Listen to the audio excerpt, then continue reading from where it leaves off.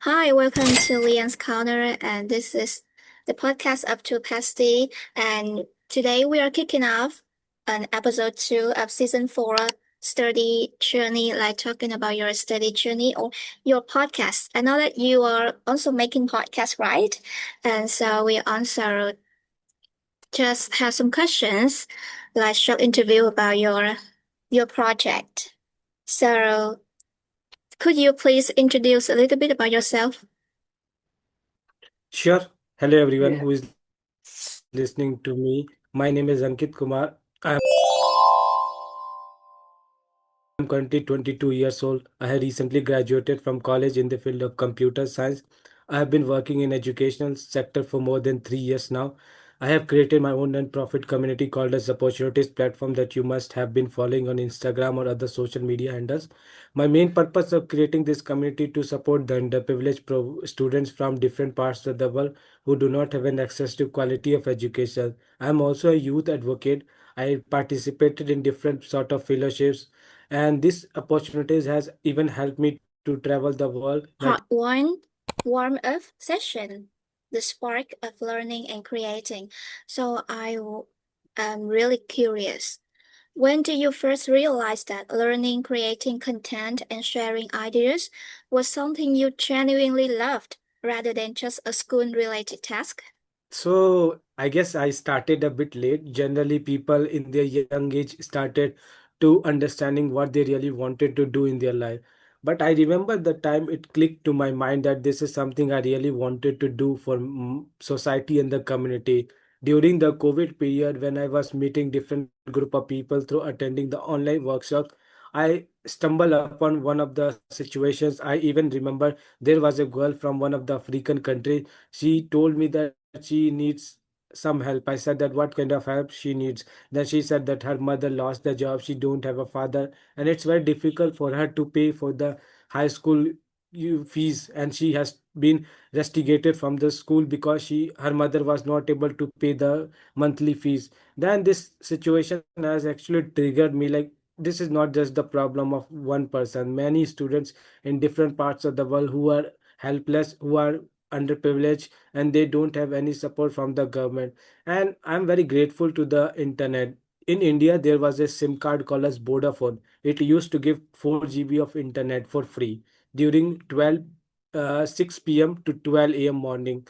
And I was very lucky that time. Like I used to utilize my internet in a way that I can learn and watch different workshops, meet people around the world. And even this is the time when I started learning English, and I enjoy what I do. Seems like you are very optimistic and pessimistic about starting your own project. Yeah, that's really amazing. So for now, we are moving on to part 2, the journey of making your own podcast. I see that you interview some speakers on your Instagram. So and it's Lily's turn to ask a question. So I'm really curious about what inspired you to start your own podcast and what message or purpose did you want it to carry? So I feel like that there are many students in different parts of the world, regardless of they are not from big countries like US, Canada. They are from smaller, undeveloped countries like Afghanistan, or you can say Peru, Colombia, or even in India, a small village. They don't get the opportunity to share their journey or their success story to big platforms, and that is one of the key reason I started to do it. And not it just that it is helpful for them, it also helped me to be a good podcast as well. When you listen people, when you ask the question, it really helps you to become how you could be a good speaker, how to listen people patiently as well. So it's all about my own personal growth as well. So I always feel like that the student who has lost in their life, who are very ambitious, confused, with full of dreams, but they don't have the opportunity to share their problems with them or their story, this type of podcast is perfect for them. And this is the place where we keep everyone to safe. And people come here without any preparation. We don't give them any script, we don't give them any question. They just come we ask questions directly, whatever comes to our mind, and they laugh, they said, they share their all the fear, everything, whatever they felt in their life, they come openly to share us, because this is a place which is free from pressure, and no one is going to judge them. Even if they fail or have succeeded something, we are here to acknowledge them and give them the opportunity to success. My goal was simple: if someone listens to me, feels less alone, the mission is done. Yeah, that's wonderful. So, having experience with interviews, either interviewing guests or being interviewed, so what do you think makes a conversation truly meaningful? I think the most important part about their story, how they started their life, is something I really admires with, like, because many of their stories are very much connected to my own personal life as well. Like, I am also from a small village. I never have such resources or mentors that I can succeed at. I wish that if I have opportunities, I may have gone to UWC, I may have studied to universities in the USA, what others students are going to. But I realize that sometimes everything happens for a reason. If I have been born to a rich family, if I have been living in a big city, I may have never understood the problem in a very like ground level. I could not have started this community to support underprivileged community. And the best part is that all the team members who are working with me, they really, we don't give them any money. They come directly to us to support because they like the mission that what we are doing for them. Everybody said that the work that you are doing is really admirable. Not many people have the courage to do and help the people for free. And it is not that we are doing for one day or one month. Yeah, that's a detailed answer. And so for now, we are moving on to part four, the community impact. Like you are the founder of Opportunities Platforms, right? And yeah, your project has got many followers and interactions. So you have been involved in community-based projects and opportunities platforms. So what motivated you to try or create such initiative? As I said, it all comes by my own personal life story. I have been always growing up dreaming about living a life in USU colleges, or living driving a Tesla in US roads as well. Whenever I see the photos or videos of my friends sitting in the plane enjoying their life, I always try to criticize myself why my life is not like them. Is that I am from a small village? Is that I don't have money? Then I realized that every people in this world have different situations or circumstances. If you try to criticize the god that you cannot do good things because you are from poor family or you are from small place, it's not like that. You need to take action. You need to start understanding what could you do from the limited resources with the limited opportunities that you have. And I'm very blessed to say that today internet has become one of the best tool for me or for everyone, I would say, that you can do whatever you want or connect with people. Let's suppose we are doing this podcast today. You are sitting in Vietnam, I am sitting in India. We all just connected with each other just because of internet. So I know that how does it feel when you have a very high potential but have no guidance and people don't believe in you. Then you will be not able to work yourself.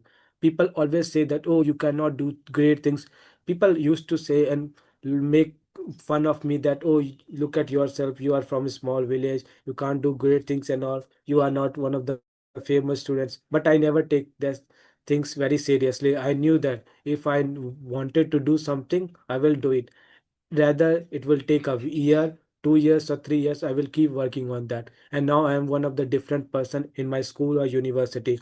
Every friends of mine in the school or universities are following that normal traditional path, but I always give everyone the advice: if you wanted to be unique, follow a new path, because everyone is doing the same, going to school, joining the university, having a job, and that's how they are settled in their life. But if you started solving the problem of the society, then you will see a different perspective of your life, and it really open your eyes. And that is one of the biggest motivation.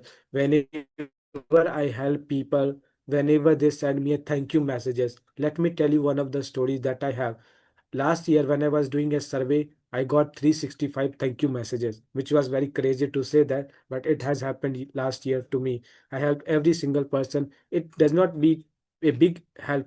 If you need something, let's suppose you have asked me a PDF of SAT exam, I could share it with you. If you wanted to connect with anyone in the US, I could have connected with you. So even a small thing can make a bigger impact in your life.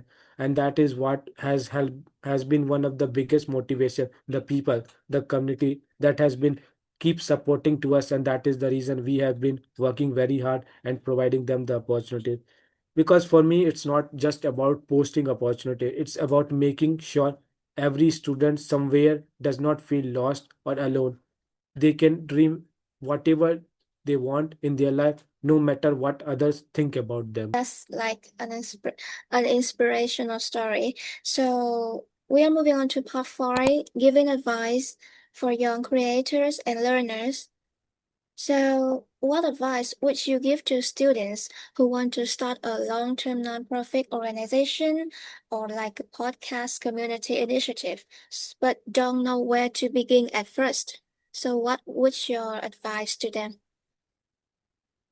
Talk to your people, talk to your community, share your idea with your friends, ask them what they think about it.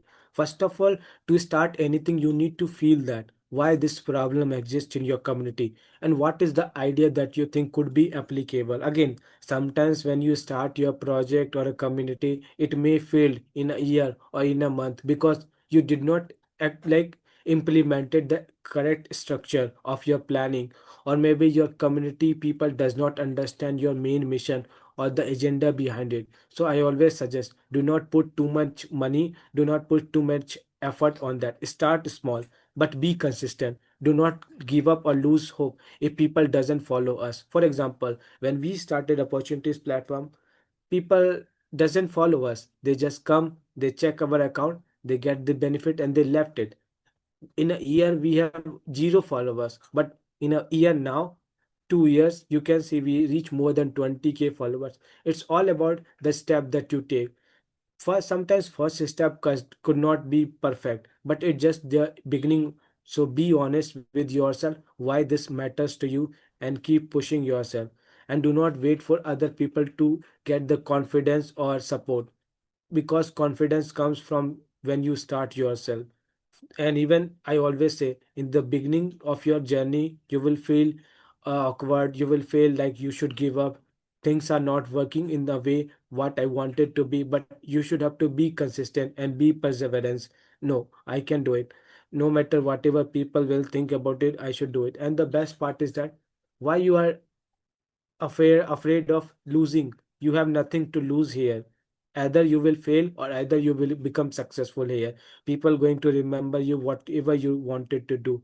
And I think if you don't have a supportive community in your surrounding or the place wherever you live, you have the internet, reach out to people different place.